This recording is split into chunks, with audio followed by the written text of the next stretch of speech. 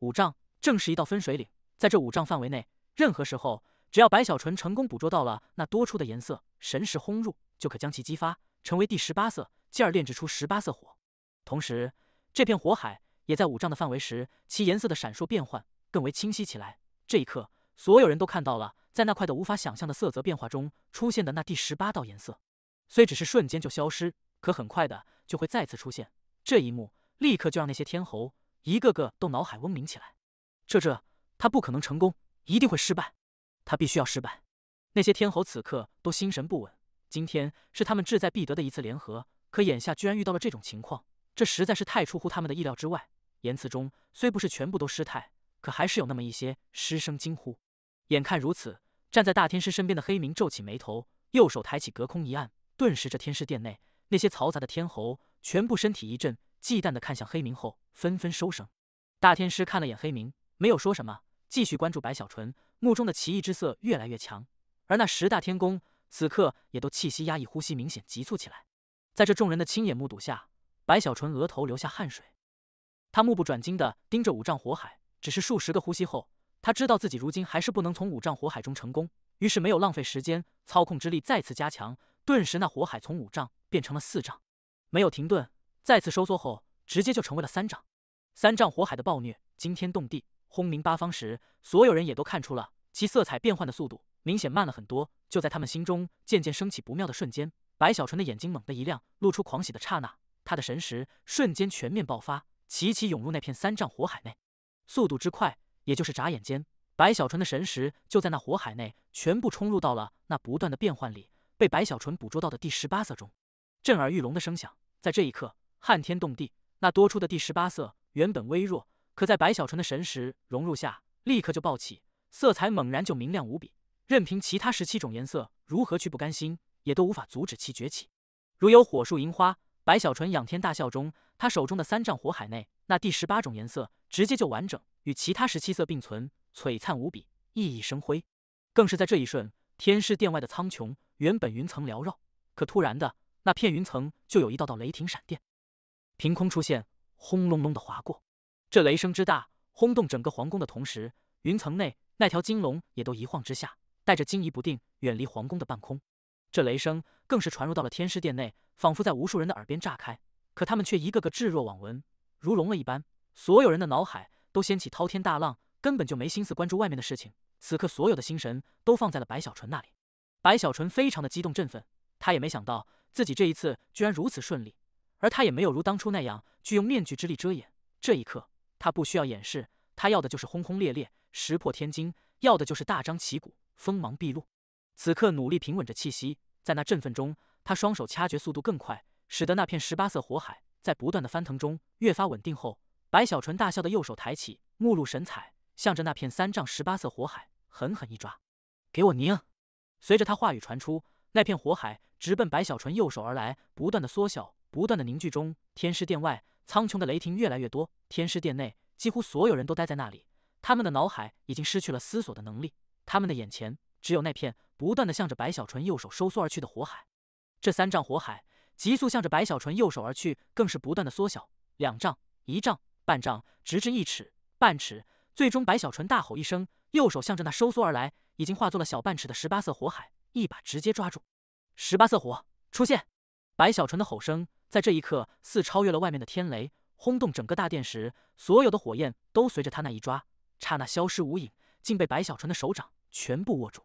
而他那握住了拳头的右手，此刻也成为了天师殿内所有人目光的焦点。似乎白小纯握住的不是火海，而是此刻这殿内89位天侯、10位天宫，甚至还有大天师，他们所有人的心脏。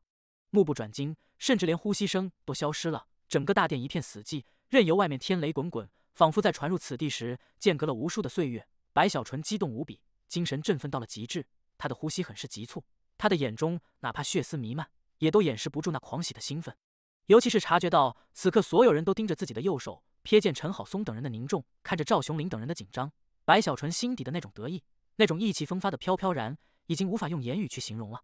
他缓缓地深吸口气，在这众多权贵凝目下，右手故意的慢慢的一点点打开，直至他的手掌打开了小半时，顺着指缝露出的火光，让四周不少人顿时传出猛烈的吸气声。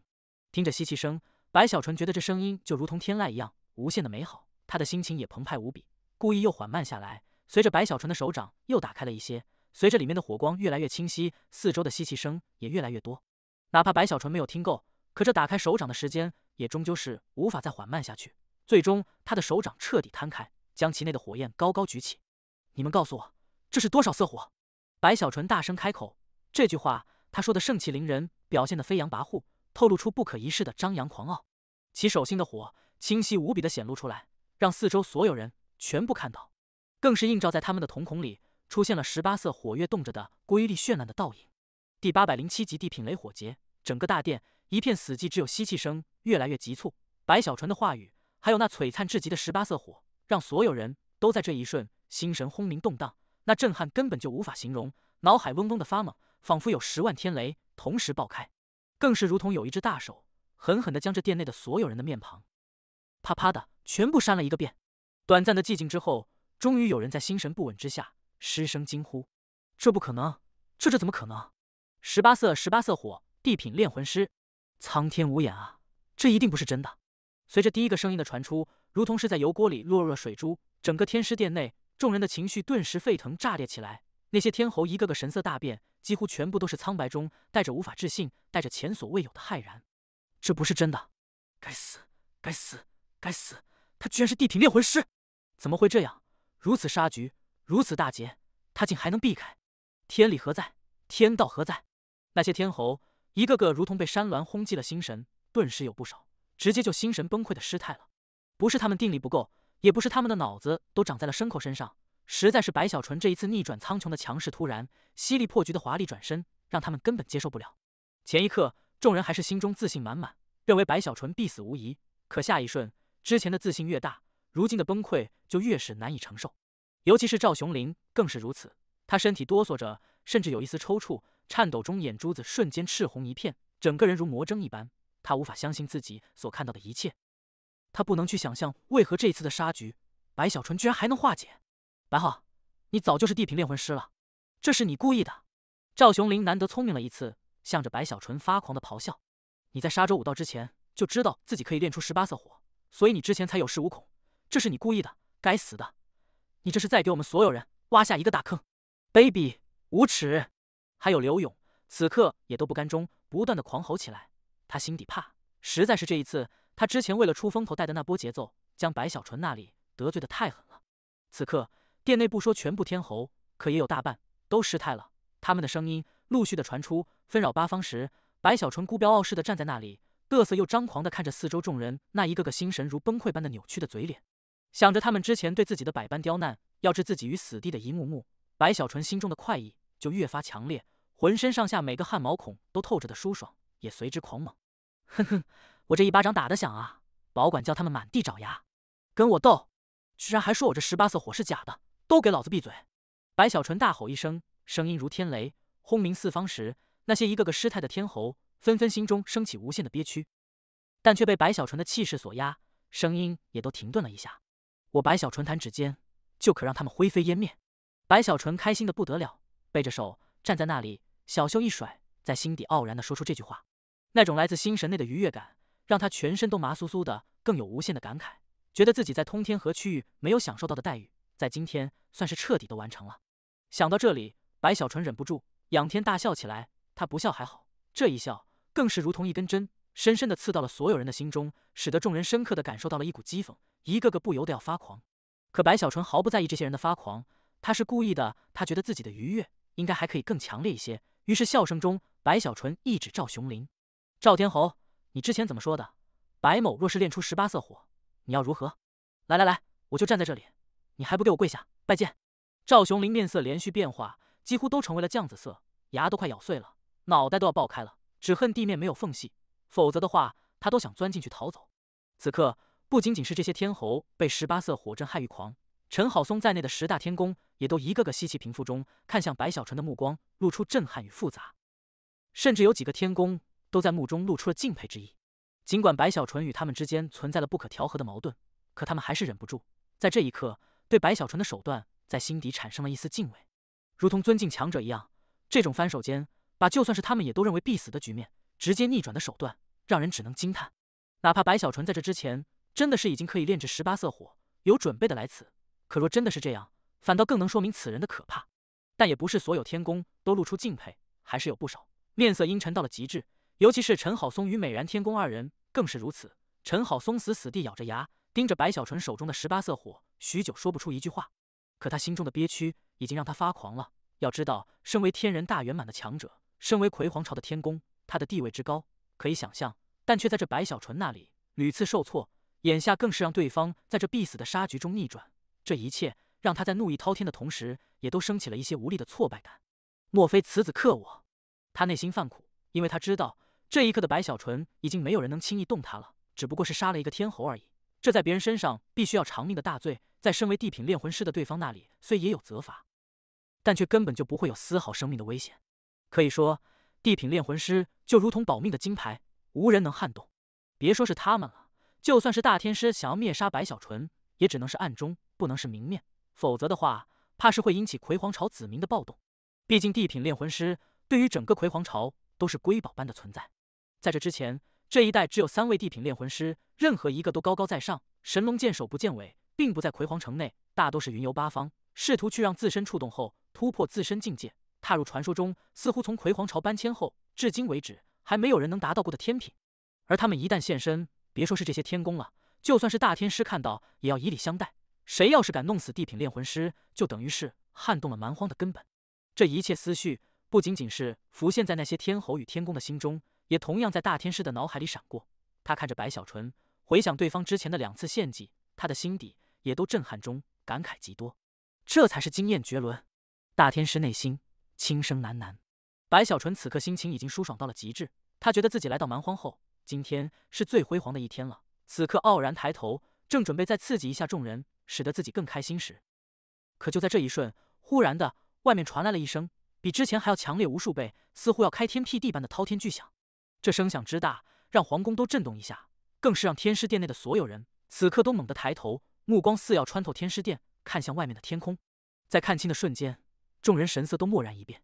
白小纯此刻也抬起头，立刻就感受到了皇宫上方的苍穹中此刻出现的天变，雷劫。顿时就有人惊呼出声：“这是地品魂火劫！”不对，不对，白浩如今还不是地品炼魂师，地品炼魂师是度过了地品魂火劫后才算踏入。哈哈，我们还有机会！很快的，那些天侯中就有人振奋开口，赵雄林更是狂喜，激动大吼：“第808集，有本事再来一个！有个屁的机会！”听到了四周人的话语后，白小纯怒骂一声，对于那几个露出振奋之意的天侯，牢牢记在心底后，更是狠狠瞪了赵雄林一眼。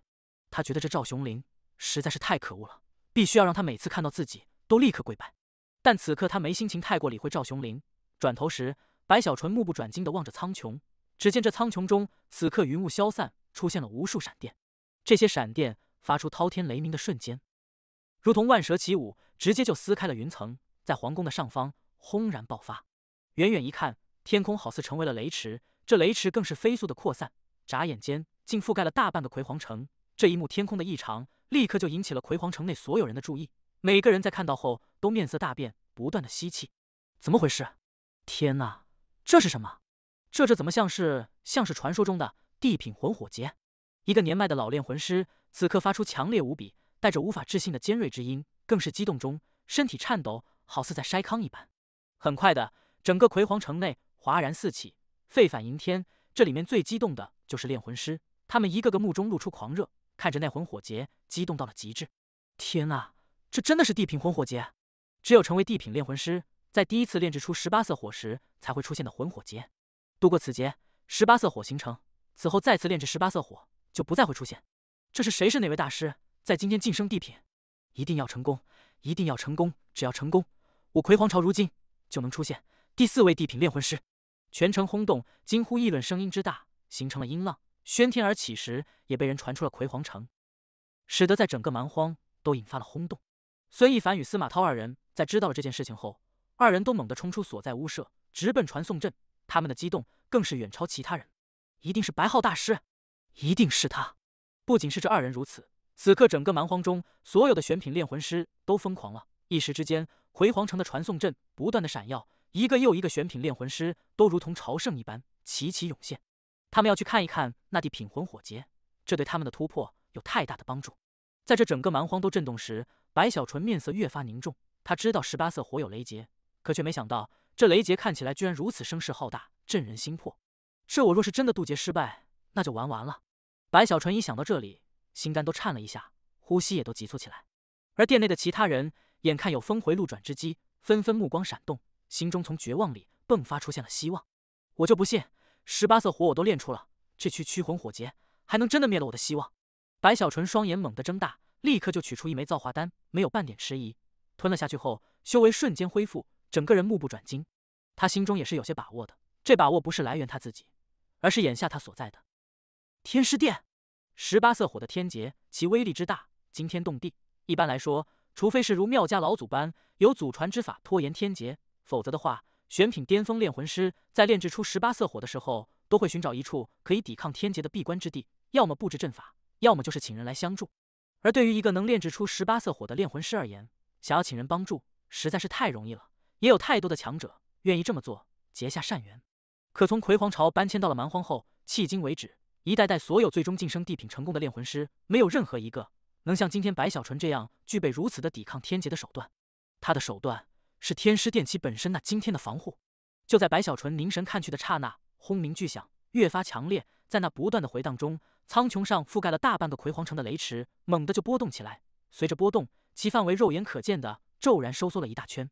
随着收缩，可以看到无数的雷霆如银蛇般在这雷池中疾行，向着中心区域刹那凝聚后，似融合了无数闪电，最终形成了一道水桶粗细的惊天雷霆，在一声滔天轰鸣中，向着天师殿轰鸣降临。正是地品雷火劫。远远看去，那道水桶粗细的雷霆如凝聚了无上之意，在那撼动天地的轰鸣中，直接就轰在了天师殿上。这一击气势磅礴，使得天师殿都震动了一下，爆发出无限的神采。这神采五光十色，扩散四方时，竟抵挡了这天雷的爆发。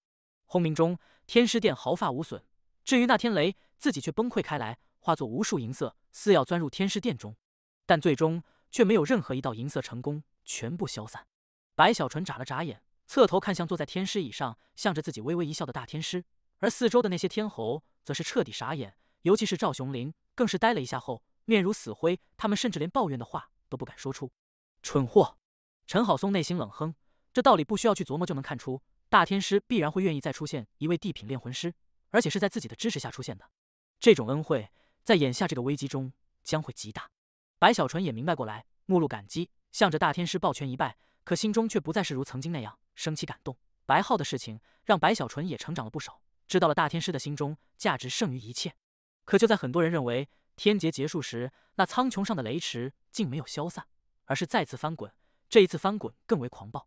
眨眼间，苍穹的雷池在那翻滚中又一次收缩，这一次收缩的范围之大，几乎是从原本覆盖了半个葵皇城的范围，骤然缩减到了只覆盖皇宫的程度。而在这种让人窒息的收缩中，吸收而来的闪电威力之大，数量之多，远远超出了之前的第一道天雷。轰轰之声回荡在苍穹中，肉眼可见的那数不清的闪电银蛇全部被凝聚在了中心位置，那里似凸起了一个半圆形的雷圈。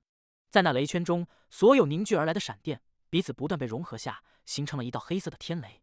一股超越了天人出气的威压，在这一瞬从这黑色天雷内不断的爆发出来，越来越强，到了最后，直接就到了天人大圆满的程度。这一幕让葵皇城内所有人在看到后都禁不住连连吸气，心神纷纷被强烈的震动。这地品雷火劫怎么与记录中的不大一样？天啊，这种天劫，曾经的那些地品炼魂师，他们是如何抵挡的？白小纯也有些傻眼，但也没多想，琢磨着有天师殿扛着，应该没事。可警惕却没有减少丝毫。眼看着苍穹上那黑色的天雷此刻发出巨响，奔雷落下后，他全身修为运转，全神贯注，那黑色天雷骤然落下，直奔天师殿而来。几乎在他到来的刹那，天师殿上神采再一次绽放，形成了一道五光十色的光幕，不是单纯的防护，那光幕更是爆发，竟是去主动的碰触落下的天雷。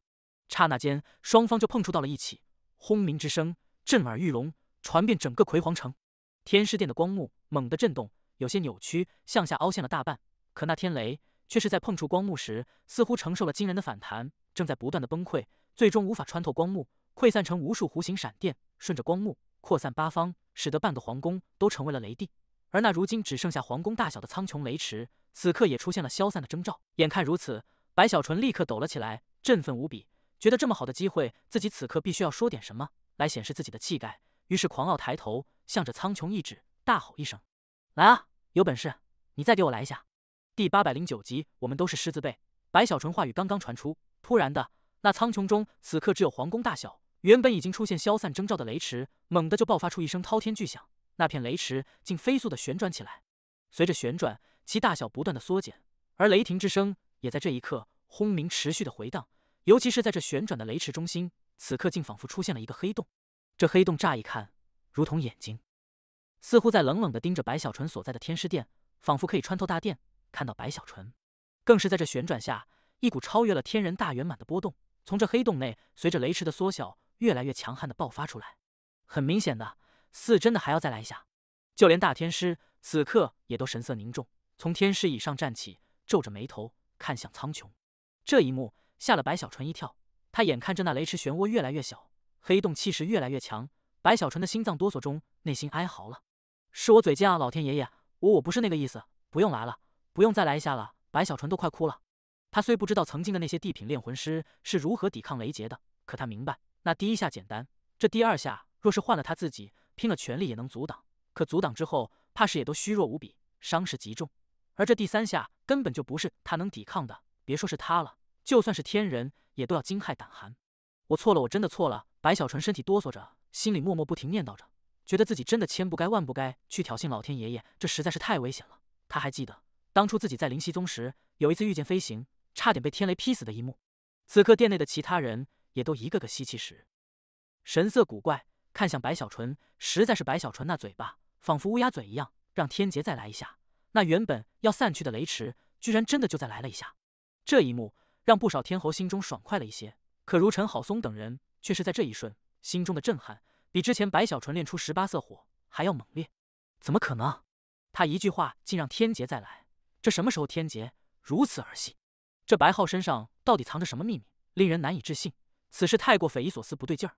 在这些天宫细思极恐时，苍穹的雷池漩涡此刻在那轰鸣中已经全部收缩到了中心位置的黑洞内。随后，在白小纯的惶恐之下，那黑洞里竟出现了一道紫金色的闪电。这闪电没有如之前的2道那么的粗壮，看起来很是寻常。可在其出现的一瞬，整个魁皇城内所有看到这一幕的魂修全部脑海嗡鸣。天师殿内的那些天侯也都齐齐吸气，陈好松等人同样色变。半神雷劫。大天师的口中吐出这4个字后，身体一跃而起，刹那消失，出现时赫然在了天师殿外。几乎在他出现的瞬间，远处的那条金龙也都咆哮一声，身体一晃，化作一道金光，直奔大天师而去，其身体更是不断缩小，眨眼间竟化作了一把金色的3叉戟，被大天师一把抓在手中。也正在这个时候，那道紫金色的闪电瞬间降临，直奔天师殿而去。一路掀起的破空呼啸，让所有听到之人都双耳阵痛，而那虚空也仿佛被直接豁开。大天师神眯起双眼，右手持着金色3叉戟，猛地一晃之下，向着来临的紫金色闪电骤然一击而去。轰！这一击一样掀起滔天破空之声，让虚无直接就坍塌下去的同时，在大天师的身后竟出现了一尊巨大的3叉戟的虚影。这虚影足有万丈大小，似占据了整个大地，随之冲天，与那来临的紫金闪电直接就碰触在了一起。轰轰轰轰！惊天动地的声响在这一瞬让整个魁皇城都轰动起来，紫金色的闪电层层崩溃，最终4分5裂。而大天师那里身体没有后退丝毫，就连面色也都没有改变半点。只是在那紫金闪电碎裂后，从其内部爆发出了一股风暴，瞬间就从大天师那里向着四方轰隆隆的扩散开来。天师殿内的10大天宫虽然心中极不情愿，但事关重大，不得不出手，瞬间消失。出现时，赫然在了这天师殿的8方，双手掐诀，向内狠狠一按。顿时，那扩散而来的冲击就在他们的面前瞬间停顿下来，使得这冲击的破坏力被直接遏制。直至此刻，苍穹上再没有了丝毫闪电，渐渐云层重新出现，恢复如常。天师殿内，白小纯吸了口气，再不敢说出任何挑衅老天爷爷的话语，眼巴巴地看着大天师与10大天宫回到了天师殿内。多谢大天师，大天师威武雄壮。白小纯赶紧上前抱拳深深一拜，试探了一句，正琢磨着要不要继续拍马屁时，大天师一摆手：“白大师，恭喜晋升地品，如今监察使这个职位已经不适合白大师了。我魁皇朝有5大禁地，任何一处禁地都对炼魂的感悟都有帮助。白大师，不知安排你去冥河禁地感悟，可好？”大天师看向白小纯，缓缓开口，语气也明显与曾经不一样了。毕竟这个时候的白小纯已是地品炼魂大师，只是周武道是天侯，他的死亡也必然要有一个交代。白小纯晋升地品炼魂师，没有了死罪，可也的确不适合继续担任监察使了。安排到冥河禁地，既可避开如今葵黄城内的来自所有人的郁怒，也能让他跳出这个漩涡，安稳一番。而大天师的心态改变，也担心白小纯这里没有意识到自己的好意，于是也不在意四周还有满朝权贵，双唇微动，向着白小纯直接传音：“白浩，那冥河禁地有老夫的一支3000人的司军，你去了后，那支司军听你号令，而你也去避避风头。以你的身份，用不了多久，老夫会重新启用，另有安排，到时你就可以回来了。”白小纯眨巴眼，心底多少也有一些不痛快，实在是他觉得现在自己已经是地品炼魂师了，这还没出够风头，居然就要离开。可一想大天师说的也有道理，如今自己底牌已显，虽避开了明面上的杀局，可他知道明枪易躲，暗箭难防，他不得不警惕。而离开葵黄城，躲避风头，也的确是一个很好的选择。想到这里，白小纯深吸口气，向着大天师抱拳一拜：“一切听从大天师安排。”大天师微微一笑，目光扫过10大天宫以及那些天侯：“你们觉得呢？我等听从大天师安排。”陈好松等人没有迟疑，尽管心底无奈叹息，可还是走出，向着大天师抱拳保证。眼看大天师以及10大天宫都认同了，那些天侯一个个尽管心中不甘，可却不敢多说什么，只能低头遵从此事。至此，这场针对白小纯的朝堂杀局算是彻底的化解，众人相继离开天师殿。白小纯走出天师殿时，只觉得晴空万里，志得意满。这一次，他不但赢了，而且赢得漂漂亮亮，赢得彻彻底底。进入天师殿前，他是监察使，无数人畏惧；离开天师殿后，他是整个蛮荒无数炼魂师都将狂热追捧的地品炼魂师。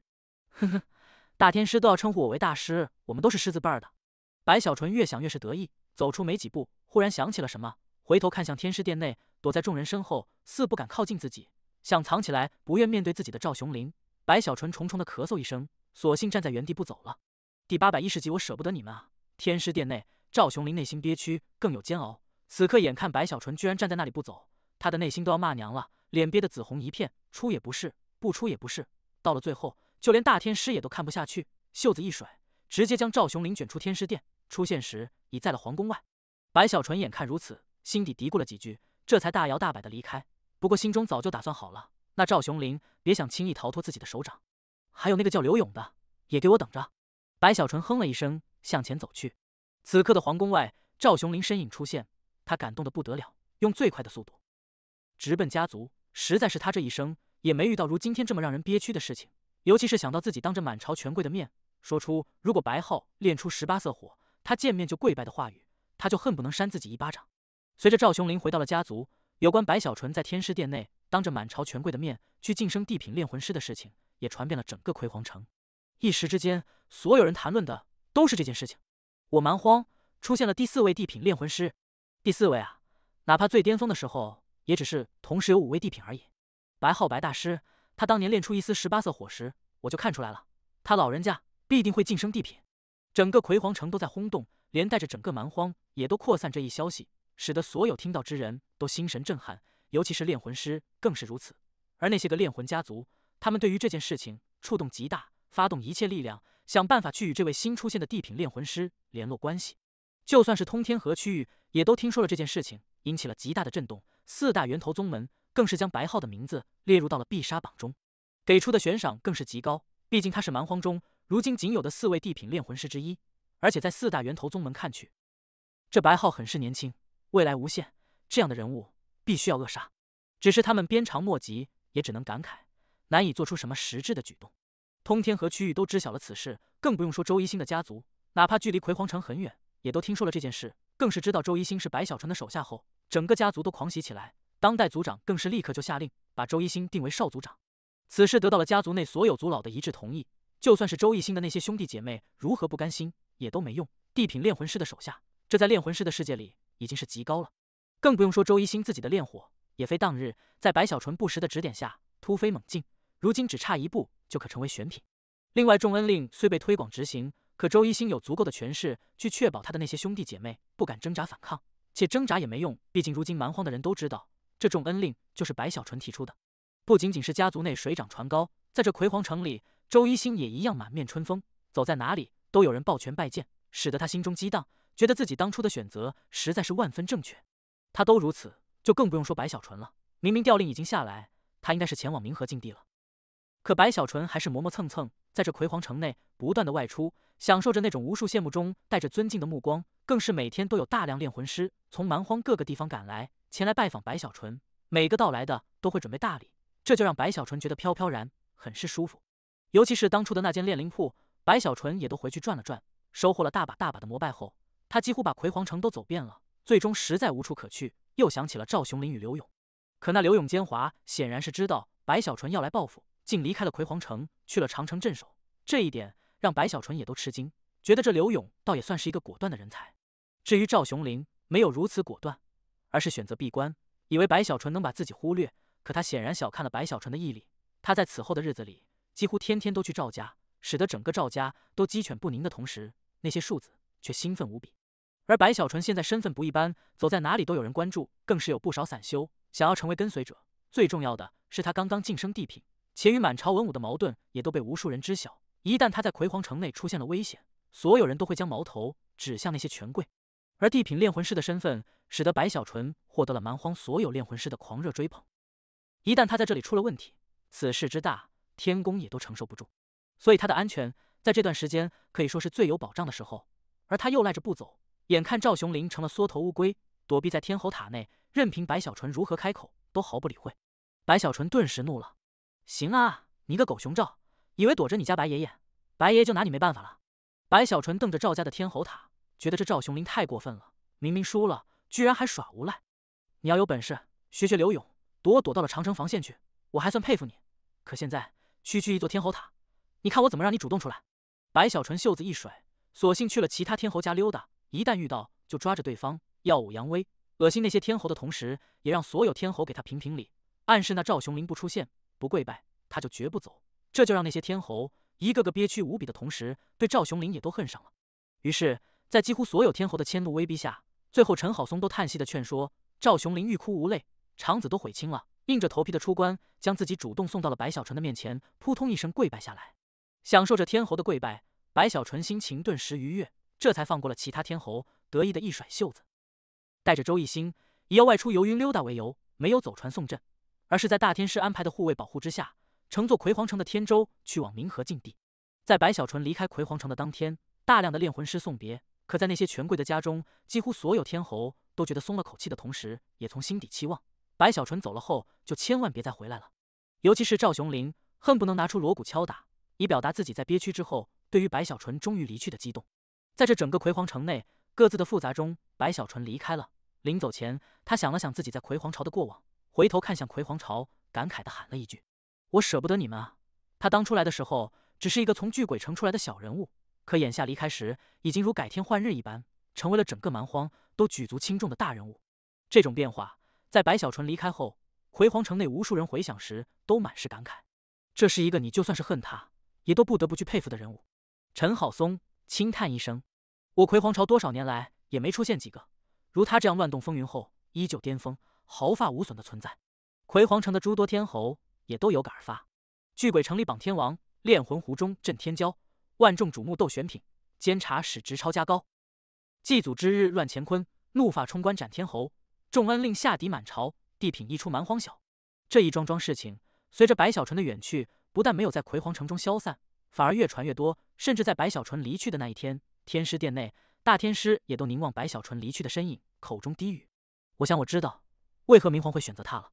一旁的黑明也在心底轻声低语：我不如你。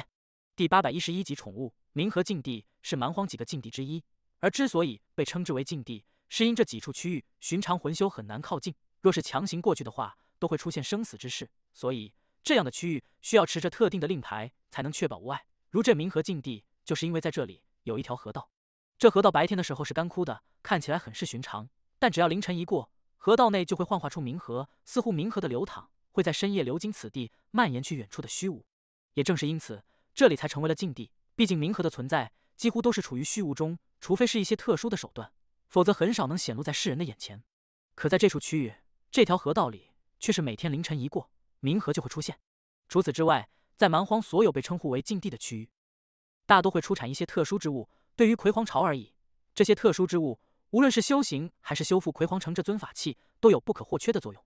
如在这冥河禁地，就有一种被称呼之为冥彩虹的奇异存在，它会在深夜冥河出现后，不定时的显露在冥河上，维持的时间短暂，虽是虚幻，可若用特殊的办法，还是可以将其收取。所以，在这几个禁地都有葵黄城的军队镇守，而在冥河禁地这里，就存在了一支3000人的大军，其内修为最高的是一位元婴大圆满的魂修，此人不是天侯，而是大天师的司卫，其余魂修大都是结丹。这样的3000人看起来似很难起到对白小纯的保护作用，可实际上他们是大天师的人，满朝权贵，或许有人敢暗中对白小纯出手，可就算是4大天王，也都不愿轻易的招惹大天师。而若灭了这支大军，就相当于是直接与大天师宣战了。他们在此的任务就是收集冥彩虹。当白小纯带着周一星来到了此处冥河禁地时，已经是他们离开葵黄城的数月后了。这数月里，依靠天舟，白小纯也不着急赶时间。虽然蛮荒穷山恶水，但却并不影响白小纯的悠然自得。更是在途中，但凡路过炼魂家族，那些炼魂师都膜拜送上大礼，使得白小纯日子越发舒坦。就这样走走停停，终于在这一天来到了冥河禁地。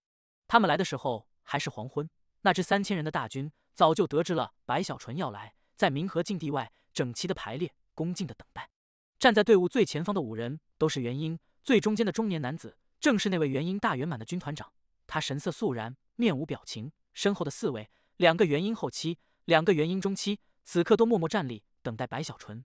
对于白小纯，他们也有了解，知道对方不但是地品炼魂师，更是一个跺脚便可让蛮荒震动的大人物。尤其是他们身为大天师的司军，大天师已有旨意下达，让他们全权听从白小纯的命令，所以没有人质疑，也自然不会出现那种不服气的角色。不多时，白小纯所乘的天舟就从远处的天空缓缓飞来，到了此地的半空后，天舟一顿，周一星第一个跳出，落在地面后，他立刻警惕地看向四方，一副尽忠职守的模样，看得四周那3000人都愣了一下。很快的，周一星似确定了此地没有危险，这才退后几步，向着天舟一拜，高声开口：“请白大师。”他这么一喊，那位军团长也迟疑了一下，赶紧抱拳，同样喊出。很快的，这3000大军都齐齐传出声音：“请白大师。”白小纯站在天舟上，背着手，赞赏地看了眼周一星，这才一晃飞下，落在了这3000大军的面前。卑职武道拜见白大师，白大师但有所指，卑职鞠躬尽瘁，必定完成。元婴大圆满的军团长武道深吸口气，向着白小纯抱拳一拜，肃然开口。白小纯心底受用，哈哈一笑，上前一把扶起武道，笑着开口：“武道友不必如此，白某修为低弱，被大天师扔到这里来感悟炼魂，以后很多事情还要武道友多多照顾啊。”白小纯笑容很是真诚，他性格就是这样，别人对他客气，他自然也是客客气气的。武道赶紧露出受宠若惊的样子，更为恭敬起来，可心底也很受用，觉得眼前这位白大师还是挺不错的，虽然是地品，可却没有丝毫架子，同时也看出对方不简单。一句话，先是示弱，随后又点出大天师，更是说出自己并非长久待在此地，只是感悟炼魂，暗中之意是没有夺权的想法。虽然武道也觉得自己手中这点人对方是看不上的，可还是在听到这句话后，心底很是舒坦。有了这样的印象，后面的笑谈自然顺利。在众人的簇拥下，白小纯来到了这3000人在冥河禁地附近修建的兵营内。礼让之后，武道将最好的一处屋舍给了白小纯，又与他详细的说了一下关于这冥河禁地的一些事情后，眼看天色已晚，留下2枚令牌，这才告退。这一处屋舍并非四方开放，而是在一个院子内，四周有高墙封闭，使得此地如同是营中之城，无论是隐秘还是安全，都有很好的保障。且屋舍也并非一处，而是有1主2偏3间。白小纯看了看，还算满意。眼看武道走了，周一星立刻就在这四周布置阵法，使得其防护更为严密后，这才来到白小纯面前，恭敬开口：“主人，方才那武道说的都算实话，没有蒙骗我们。这禁地的确每当凌晨就有冥河幻化出来，那个时候想要靠近冥河，需持有特殊的令牌才可。而传闻中，这里虽不是冥河的源头，可却是生死交汇之处，所以冥河才会在这里显露出来。而此地也是整个蛮荒唯一的一个冥河外显的地方了。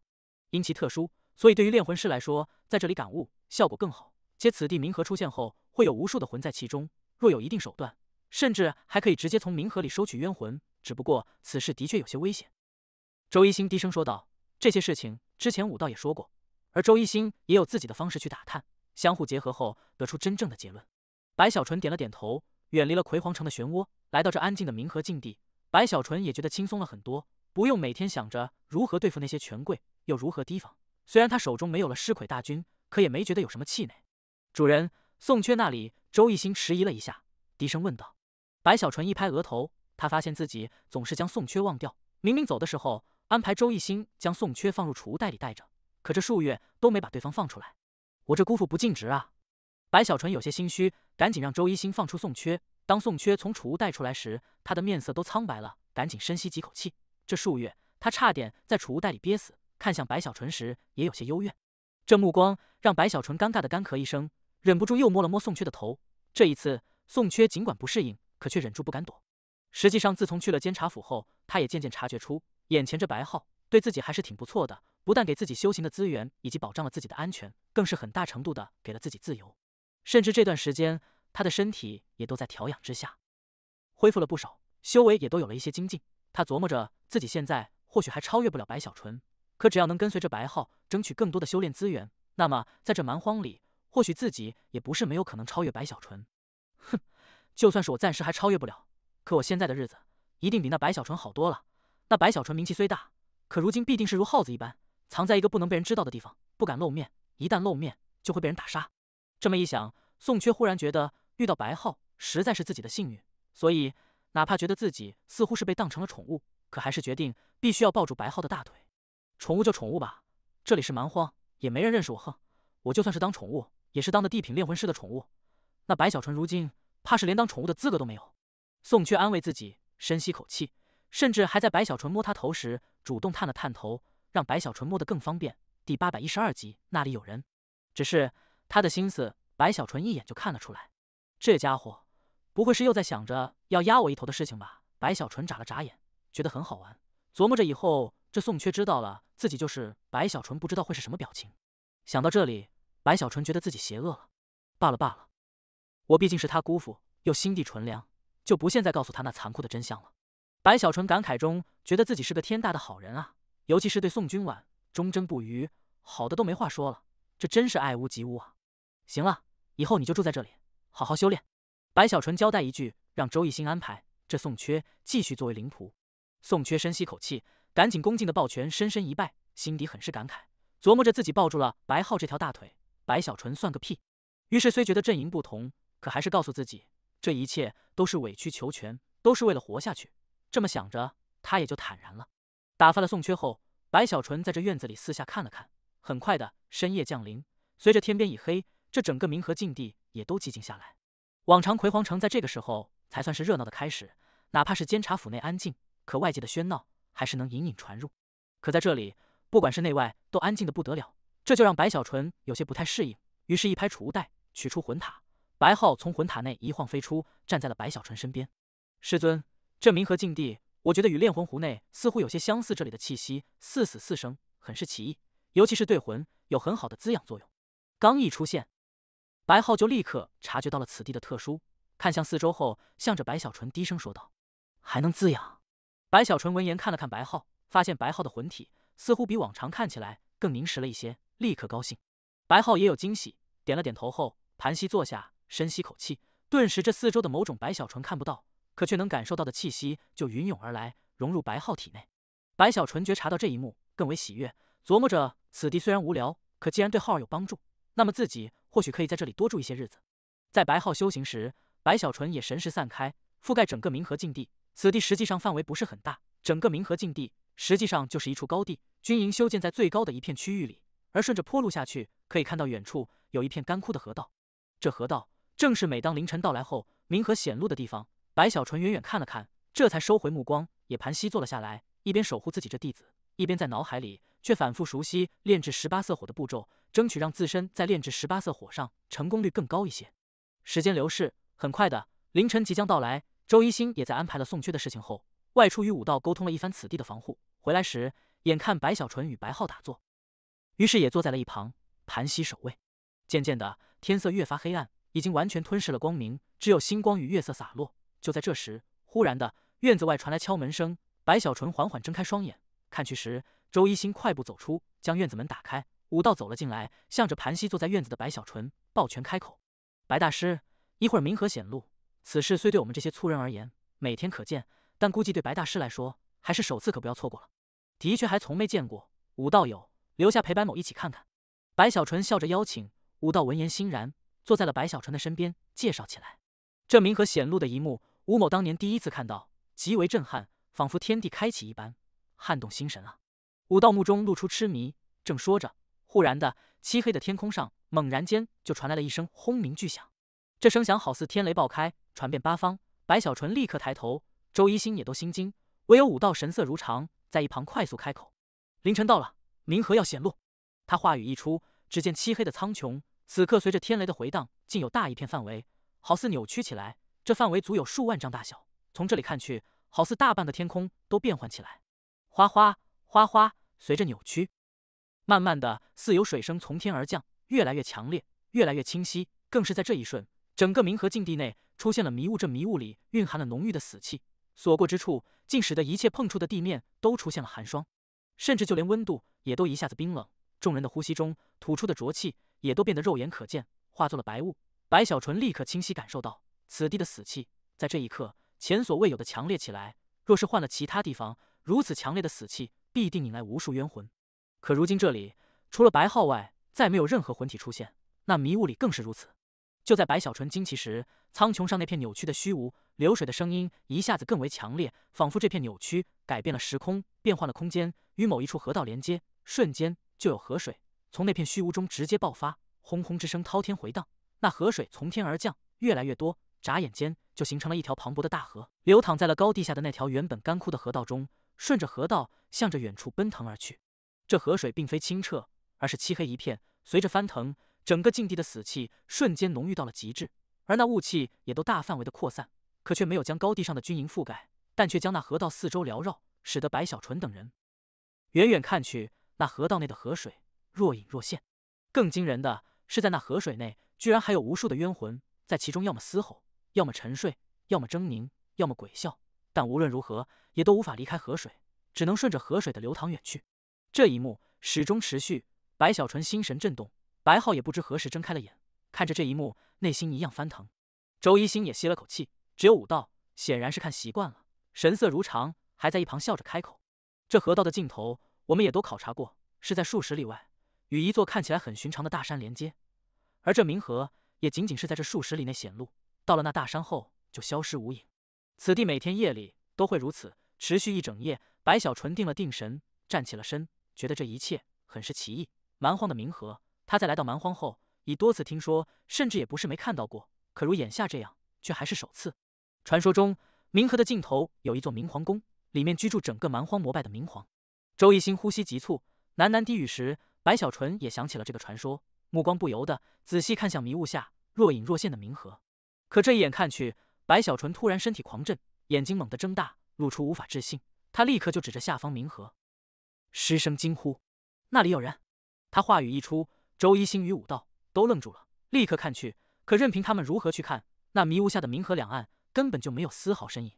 没有啊！周一星迟疑的看向白小纯：“你们没看到？